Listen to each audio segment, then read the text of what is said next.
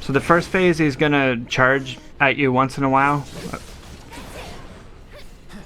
And then he's gonna do like a, that attack right there, he'll do, the horse's head will attack to the side and then do like an overhead chop thing. Make sure you don't get hit by the overhead chop thing, it does a lot of damage. He's gonna rush around, trample you and stuff. If you're playing a melee character, you can't hit the wheels because it'll just stun you for a second. So that sweeping gaze attack will put your guys to sleep, whoever it hits. So try your best to avoid it. I found Arith was the easiest person to control in this fight. And feel free to use your heals at the beginning. And another thing to note, there is a weapon to steal from him with for Arith, so make sure you steal the weapon as well. It's pretty easy to steal.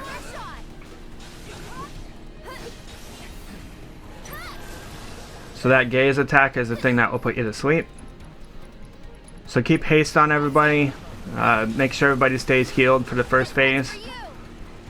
And this is pretty much it. Like I said, this fight gets really annoying eventually, so just gonna warn you about that. So there's his like stomp thing. So that's pretty much it for first phase. So during the second phase, he's gonna start flying around and doing a bunch of crap.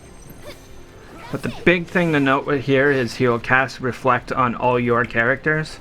So if you're using Cure Magic, it'll reflect and heal him. I've lost this fight so many times before I figured that out on hard. So using like stuff like Prayer and whatnot, but he'll only cast Reflect during phase 2. So as he's flying around, he'll do these like lightning rod things as well, that he'll just start randomly putting on your character. And then there's another attack called Javelin Bolt, so this one, just make sure you don't stand in an area that has a marker where you'll get hit by it. So there's the random one. Those ones hit me all the time, is when you're locked on, sometimes it's pretty hard to see them. So there's Reflect. So his first Reflect, he'll be immune to Arith's attack, and then he should lose Reflect after that. So just be careful with this. This is kind of like a phase where it's, you want to slow and steady wins the race type thing. Because it's pretty hard to attack him with your melee characters because he just keeps running around with that stuff.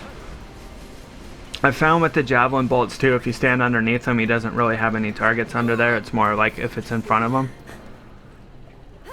I believe that is pretty much it for phase 2. Just make sure you keep your guys healed up and watch out for the Reflect. One thing I didn't try was something like using Magnify with like Azuna or something that removes like poison, and seeing if that will reflect off your guys onto him, because that will get rid of the Reflect shield so you can heal. Just one thing to keep in note. I don't know if that works. He'll eventually go back down on the ground too, and he'll pretty much use the same attacks he's been using before, and dropping spears on your head and the Javelin Bolt thing. So pretty much the same thing. That'd be a good time to attack him with your melee characters as well. So that's pretty much it for phase 2. So during phase 3, he won't fly anymore and he won't cast Reflect anymore, but he'll use this Wings of Gehenna ability. So what he's going to do is he's going to use that in. It kind of like pulls your guys into a line, and then he's going to shoot with a beam that will hit pretty hard. So try your best not to get hit by it too much. If you stand in the corners, you won't really get hit by his attack too much, but just watch out for the javelins that he randomly summons to you. To get him to stop moving around, you can hit one of his wheels, but it's pretty hard to hit him with your melee characters because it will always like stun him and stuff. He is weak against Blizzard, but the problem with Blizzard is he needs to stand still for a second before the Blizzard will actually hit. Not a big fan of that mechanic, but it is what it is.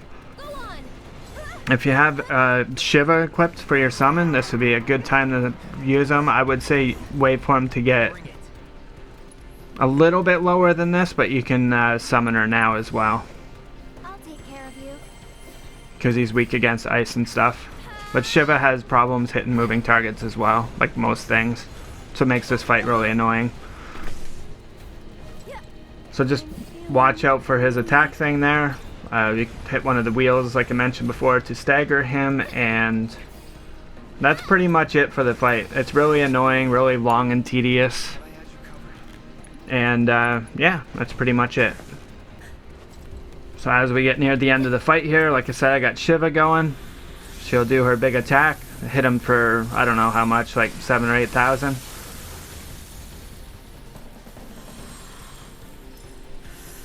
And you should be good to go. Almost 8,000. And he's dead. So that's that fight. Really annoying, but we made it.